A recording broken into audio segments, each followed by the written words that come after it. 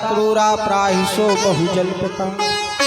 दिन में जब तक पूरे गांव में एक दो जगह लड़ाई न करवा दें तब तक भोजन भी नहीं ग्रहण करते थे। होती हैं कोई कोई माता। हाँ, एक बात बताएं आप लोगों को, बड़ी खास बात बता रहे। मान लो अगर आपको कोई बात अपने पूरे गांव में फैलानी है, आपको ये करना है कि पूरे मवैया के ग्रामवासी ये बात जान जाएं, तो किसी से मत कहना। जो टूटी खाट पर एक बूढ़ी डुको लेटी हो उनके पास जाना, बिल्कुल प्रैक्टिकल बात बता रहा हूं। उनसे कहना, अम्मा एक बात बताएं, केहू से कहियो ना आए। हाँ, केहू से कहना नहीं, अपने के नाते तुम्हें बताए दे रहे हैं। ऐसी ऐसी बात फलाने के ललाने यो करो, बताइयो ना केहू को। हाँ, अरे हम पे विश्वास करो, चले जाओ। सुबह तब होगा तब जब वो बात पूरे मवैया के ग्रामवासी जान जाएंगे। हाँ, ये माताओं में एक विशेष गुण मान लो या श्राप मान लो, जो आपकी इच्छा हो, कि इनके पेट में बात टिकती नहीं है। भोजन तब करेंगी जब बात पूरी शेयर कर देंगी सारे लोगों से। प्रेम से बोलो राधे राधे।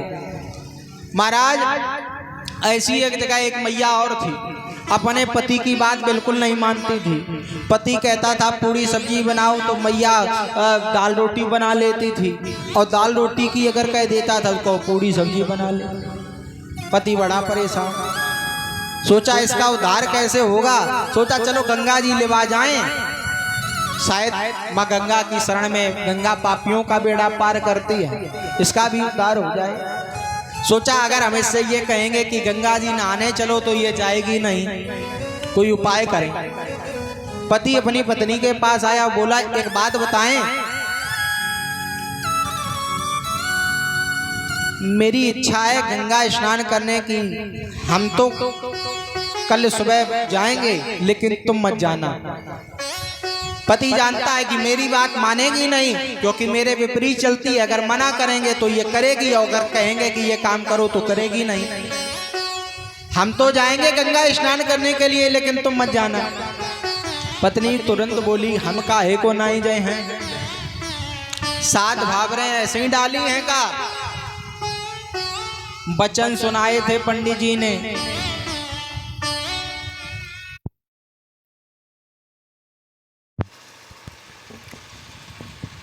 महाराज वचन सुनाए थे पंडित जी ने, और कहा था कि कभी पूजा अर्चना वंदना करना तो दोनों लोग साथ में करना, हम भी चलेंगे। पति बोला चलो एक काम तो बन गया, मन में सोचा। पति ने दूसरी बात रखी, देखो जिस गाड़ी से हम जाएं उस गाड़ी से मत जाना, जिस गाड़ी से हम जाएं उस गाड़ी से मत जाना। पत्नी तुरंत बोली, एक बात बताओ, मूर्ख हो गए हो क्या? जब जाना एक ही स्थान पर है, जाना दोनों लोगों को है, तो एक ही गाड़ी से चलेंगे। जैसे तैसे गंगा जी के किनारे लेकर के आए। गंगा जी में महाराज तेज बहाव था, है ना, बारिश का समय। गंगा जी अपनी सीमा के और अंतर्गत आगे आ गई थी, तो पति को याद नहीं रहा। पति ने एक बात कही, देखो तुम गंगा के जल में मत जाना, घाट के किनारे ही लोटे से ना लेना, नहीं तो तुम बच्चों की तरह छलांग मारने लगो गंगा जी में। पति को स्मरण रहा नहीं कि मेरी पत्नी बात नहीं मानती है। अब पति इतना कह करके, पति ने तो अपनी पत्नी को बात बताई कि गंगा में छलांग इत्यादि मत लगाना, बाहर ही घाट के पर ही स्नान कर लेना। पति को स्मरण रहा नहीं, और पत्नी बात मानती नहीं थी। पत्नी ने मन में सोचा, इन्होंने कहा कि छलांग मत मारना, तो हम छलांग जरूर मारेंगे। पत्नी तुरंत महाराज एक चट्टान पर चढ़ी और अपने पति को आवाज लगाई, ओ जी हमने तुम्हारी बात नहीं मानी। देखो अब महाराज पति के मन में अनेकों बातें चलने लगी, अरे लो ये हमने क्या कर दिया, हमने तो इसे सही बात बताई थी और ये कहाँ। अब पति दोनों हाथ से कह रहा नहीं, पत्नी इतना कह करके गंगा जी में बोल गंगा मैया की। अब तुरंत गोताखोर पत्नी को उसकी खोजने लगे। सारे लोग बाग कहने लगे अरे भैया देखो किसी की स्त्री डूब गई। एक छोटा बालक बोला कि इनके साथ में वो आई थी। अब जिसकी पत्नी थी वो अपने सर पे दोनों हाथ रख करके बैठा। लोगों ने उसे कहा क्यों, बिल्कुल यार बेशरम इंसान हो क्या, क्यों तुम्हारी पत्नी जल में डूब गई है, तुम्हें बिल्कुल चिंता नहीं है। बोले आप लोग खोज तो रहे हो, हाँ खोज रहे हो, मिल जाएगी, आपको विश्वास है। बोले अगर खोज रहे हैं तो मिलनी चाहिए। बोले नहीं मिलेगी, मुझे ये विश्वास है। क्यों, आप लोग उधर खोज रहे हो जिस दर गंगा जी का बहाव है। गोताखोर बोले एक बात बताओ, जिधर गंगा का बहाव है उधर ही तो व्यक्ति डूब करके बह करके गया होगा। बोले तुम इतना ही जान जाओ तो इंसान ना बन जाओ। मतलब कहने का क्या है, साफ साफ बताओ। पति बोला देखो सारे जीवन भर कभी मेरी बात नहीं मानी, कभी सीधी नहीं चली, तो मरने के बाद क्या सीधी गई होगी। इधर गंगा के विपरीत दिशा में देखो शायद मिल जाए, और अगर गंगा के बहाव की तरफ देखा तो मिलने वाली नहीं है। प्रेम से बोलो राधे राधे।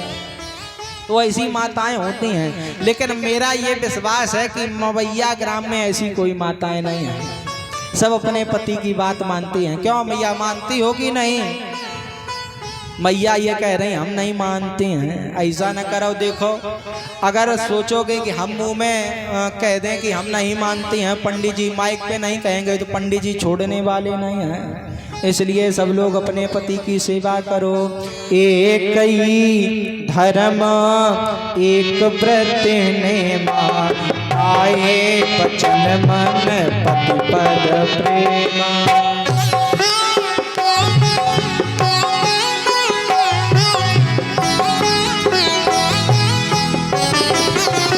हो एक ही धर्म एक व्रत नेमा, आए बचन मन पति पद प्रेमा। जय सिया राम जय जय सिया राम, जय हनुमान जय जय हनुमान। जय सिया राम जय सिया राम, जय हनुमान जय हनुमान। जय जय हनुमान जय जय हनुमान जय जय हनुमान। ऐसी ही आत्मदेव की श्रीमती जी थी जिनका नाम था धुंधली। एक दिन पूरे गांव में कहीं लड़ाई ना कर पाई तो अपने पति से कहने लगी तुम भगवान की पूजा करते हो, सब व्यर्थ है। आज तक तुम्हारे परमात्मा ने एक संतान हमको नहीं दी, एक आज तक एक पुत्र ना तुम हमें दे पाए, कैसा तुम्हारा परमात्मा है। आत्मदेव जी से कहने लगे। आत्मदेव जी ने कहा प्रिय, हे प्रिया हृदय में धीर धरो, दिन एक समान न रहते हैं, और परिवर्तन होता और है जरूर, सुच शास्त्र सबियों कहते हैं।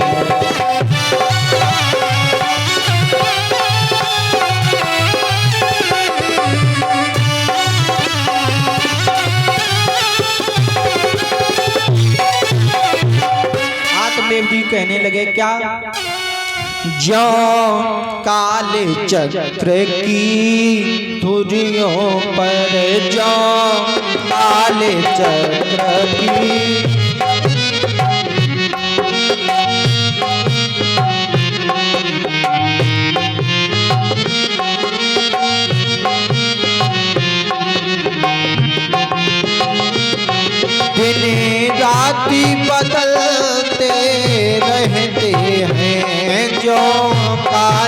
चक्र की धुनियों पर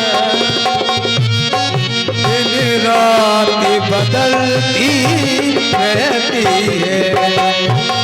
क्या बात है।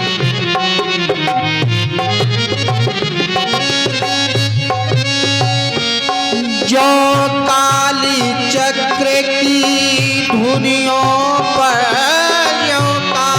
यो काल चक्र की धुनियों पर दिन राति बदलते रहते हैं। सुख दुख दोनों ही इसी तरह, सुख दुख दोनों ही इसी तरह हे प्रिया बदलते रहते हैं। हे प्रिया बदलते रहते हैं। क्या बात है।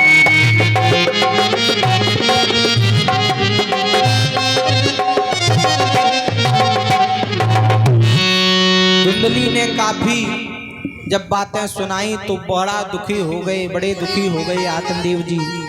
एकदा साधु जो दुख्यात ग्रहण तत्वा वनम गता, ग्रह को त्याग करके वन में चले गए। वन में जाते हैं, रुदन करने लगते हैं। एक संत की नजर, संत की दृष्टि आत्मदेव नाम के ब्राह्मण पर पड़ी। संत ने सोचा ये ब्राह्मण भगवान के हितार्थ रो रहा होगा, तो पूछा ब्राह्मण कथम रोदसी विप्र तुम काते चिंतावलियसी। हे विप्र क्यों रो रहे हो, क्या चिंता है, कारण बताओ। आत्मदेव से जब कारण पूछा तो आत्मदेव जी कहने लगे दिग्जीवितम प्रजाहीनम विग्रहम चा प्रजा बिना धित धनम चा नपतस्य धित कुलम संतत बिना। वो धन का इकट्ठा करना बेकार है जिस धन को कोई खर्च करने वाला ना हो।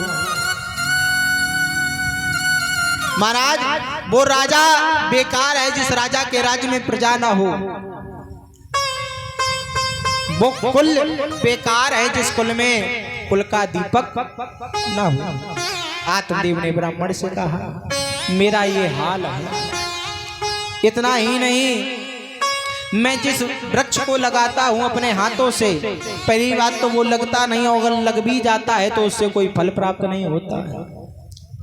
एक गाय मैया को मैं अपने घर ले आया, लेकिन जिस दिन से मैंने अपने घर के खूंटे पर उस गाय की रस्सी को बांधा है, मानो वो गाय हमेशा के लिए बांझ हो गई। पालित या मया धेनु सा वांद्या सर्वदा भवेत्, यो मया रोपितो वृक्षा सोपी बंधत्वमाश्रयेत्। महाराज ऐसा मेरा हाल है, कुछ कृपा करो। आज महाराज समझाया पुत्र से कभी किसी को सुख नहीं मिला है। संत ने आत्मदेव को बहुत समझाया। जब आत्मदेव नहीं माने तो संत ने आत्मदेव के मस्तक की लकीरों को पढ़ा और कहा आत्मदेव जी शृणु प्रमया तेध प्रारब्धम तु विलोकितम। हे विप्र सुनो, मैंने तुम्हारे प्रारब्ध को देख लिया। तुम पुत्र के लिए रो रहे हो। एक जन्म क्या, तुम्हारे जीवन में, तुम्हारे भाग्य में 7 जन्म तक कोई पुत्र नहीं होगा। सप्त जन्मावधि तब पुत्रो नहीं वचने बचा। इतना जैसे ही कहा आत्मदेव जी रोने लगे, मानो अपनी जीवन लीला समाप्त करने के लिए संत भगवान से कहने लगे। संत ने सोचा अगर ये ब्राह्मण समाप्त हो गया तो इसका पातक मुझे लगेगा, क्योंकि मैंने इसके दुख को 7 गुना बढ़ाया है। क्या करें, यद्यपि इसके भाग्य में पुत्र का सुख नहीं है, लेकिन फिर भी संत को उस आत्मदेव नामक ब्राह्मण पर दया आ गई। संत ने अपनी झोली में हाथ डाला, एक फल को निकाला और आत्मदेव जी को दे दिया।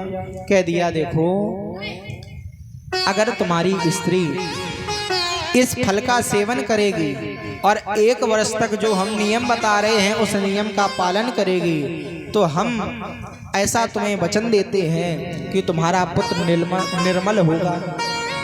नियम बताए क्या? सत्यम शौचम दया दानम मेक भक्ते दुभोजनम। 1 वर्ष तक तुम्हारी स्त्री हमेशा सत्य बोले, शौच अर्थात पवित्रता का ध्यान रखे, दया दान इत्यादि करे।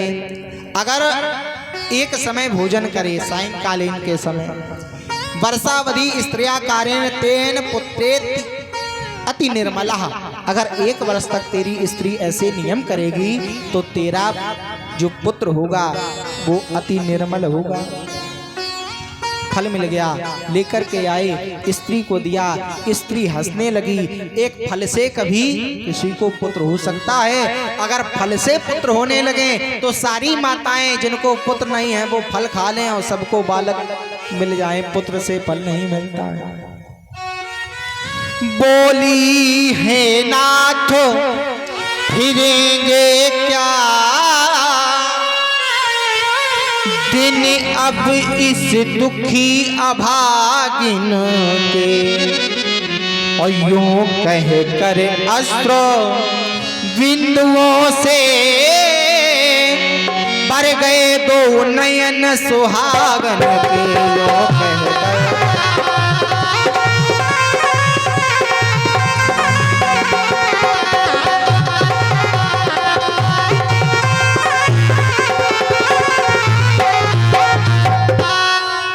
जीवन नैया।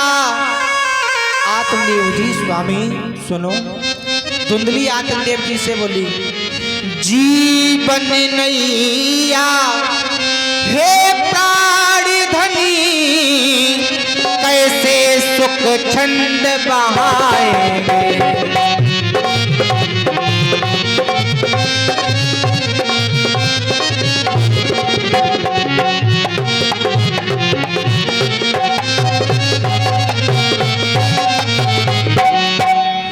जीवन नैया है प्राण धनी, कैसे सुख छंद बहाएंगे। और कंकड़ बटोरना और लिखा भाग, आनंद कहाँ से पाएंगे। कंकड़ बटोरना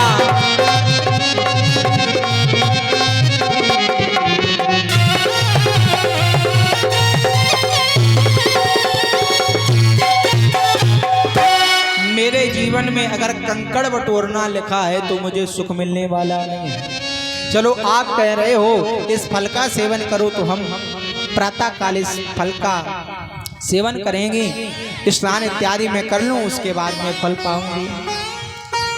आत्मदेव जी फल देकर के चले गए। पड़ोसन आई, पड़ोसन से धुंधली जी कहने लगी, बताओ फल लेकर के आए हैं, कह रहे हैं फल खा लो बेटा हो जाएगा।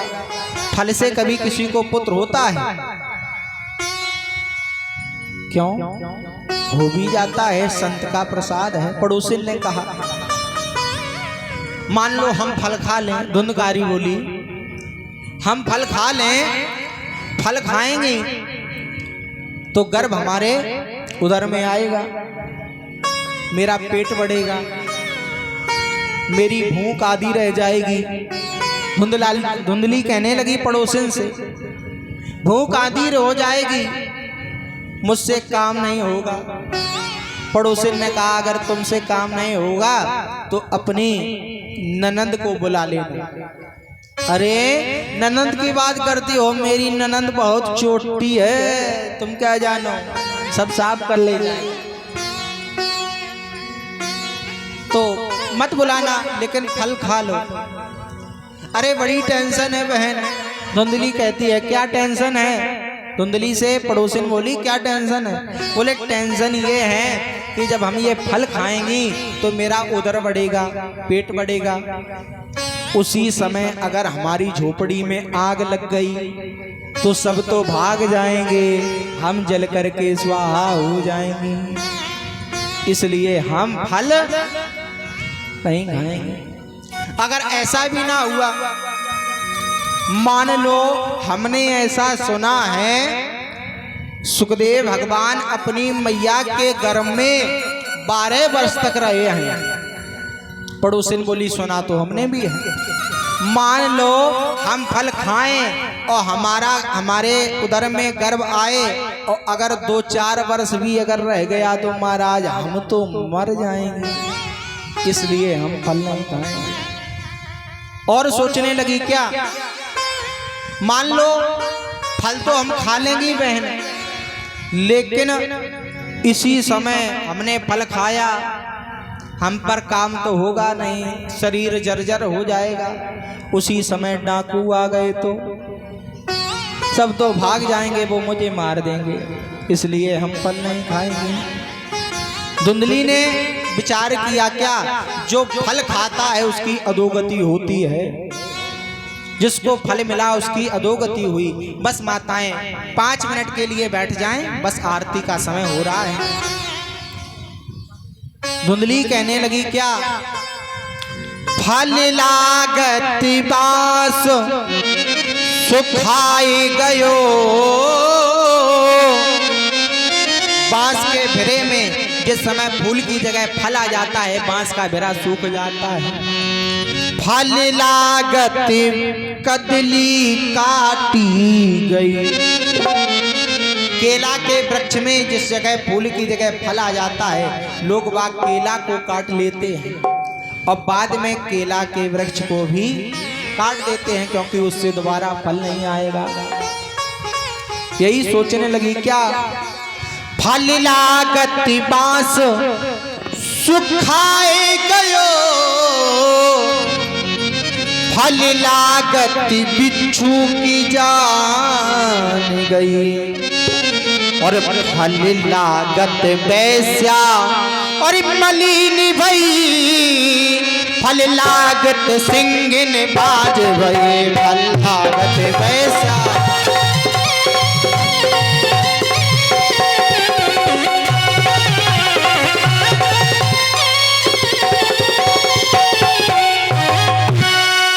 जिस समय वैश्या को पुत्र मिल जाता है, वैश्या अपना कर्म बंद कर देती है। जिस समय बिच्छू बिच्छी अपने पुत्रों को जन्म देती है तो उसको मरना पड़ता है। महाराज ऐसे विचार मन में लाती है और क्या सोचती है क्या, फल लागत बेला सुखाई गयो। फल लागत कदली काटी गई। इन छैयों की गति। 6 लोगों के बारे में सोचा। किस किस के बारे में? बांस के भिरे के बारे में, बिच्छू के बारे में, वैश्या के बारे में, सिंहन के बारे में, बेला के बारे में। इन छैयों की गति लख करके फल खायो नहीं भय खाए। फल नहीं खाया। उसकी बहन कुछ दिनों बाद आई।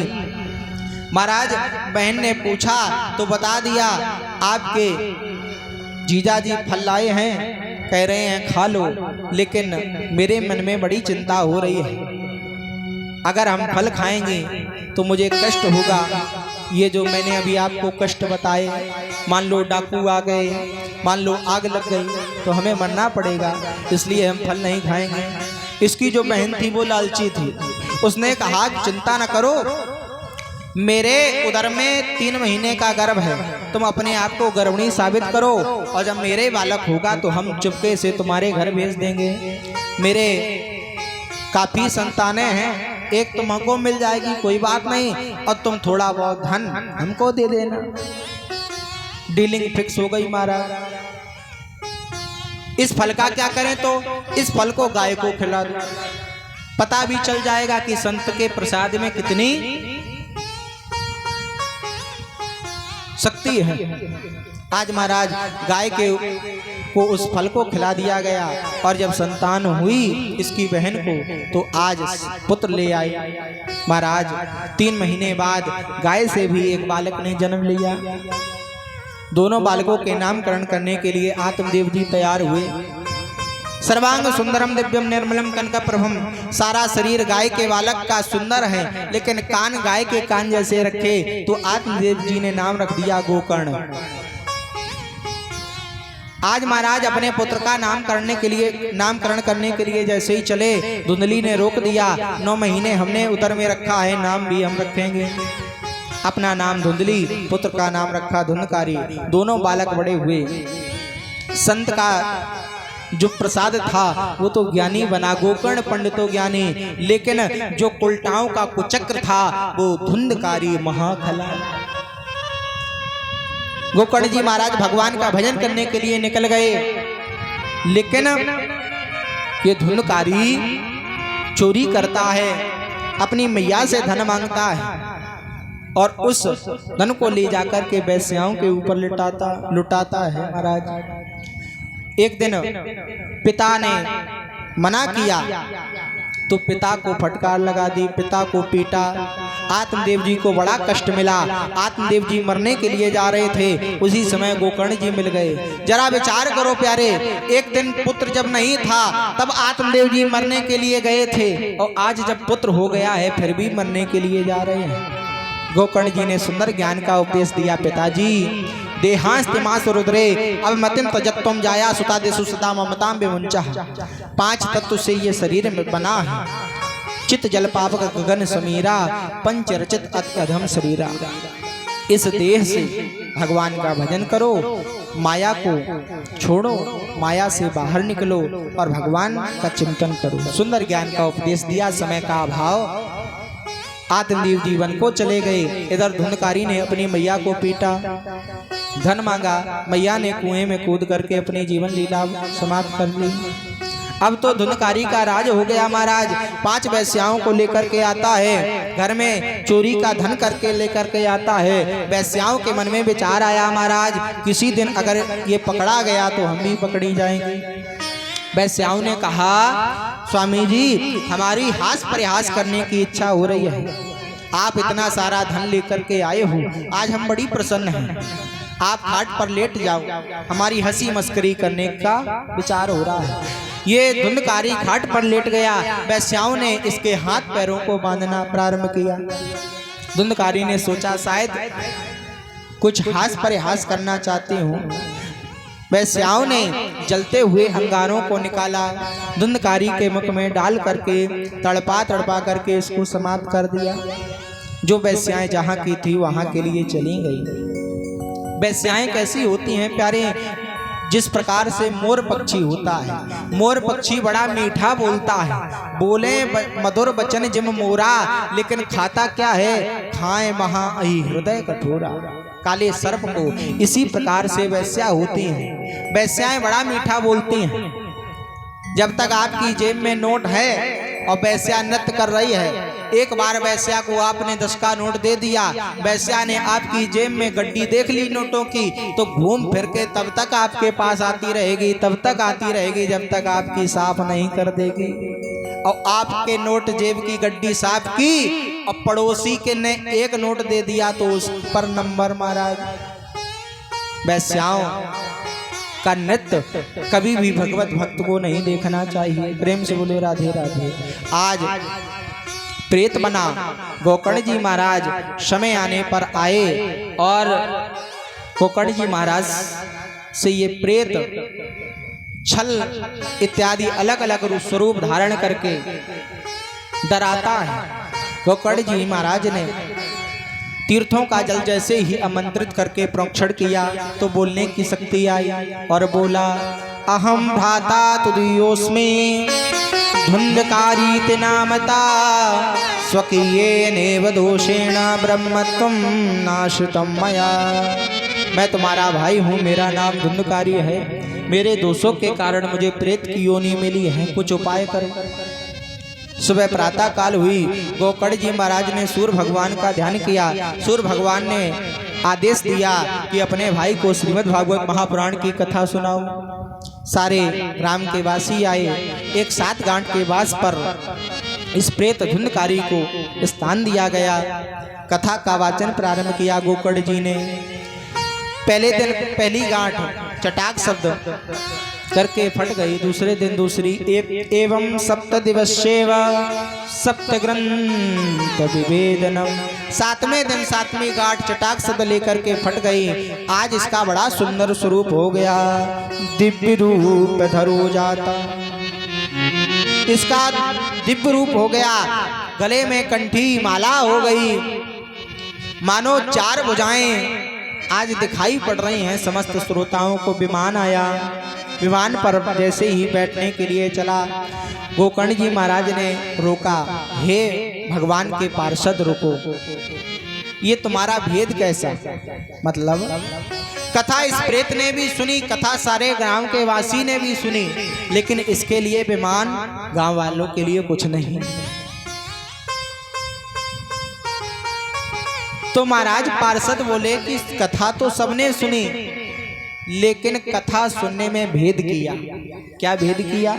इस प्रेत ने जो कथा को सुना, उस कथा को अपने जीवन में उतारा, मनन किया, लेकिन गांव के वासियों ने कथा तो सुनी एक कान से, लेकिन दूसरे कान से तुरंत ट्रांसफर। हाँ, कथा की आरती हुई, माताएं भाई बंधु उठे, आराम से अपने वस्त्र ठीक किए। मान लो वस्त्र के माध्यम से ये कह दिया, ले पंडित जी हम तुम्हारी कथा यहीं सब झरे आए दे रहे हैं और अब हम घर पे जा रहे हैं।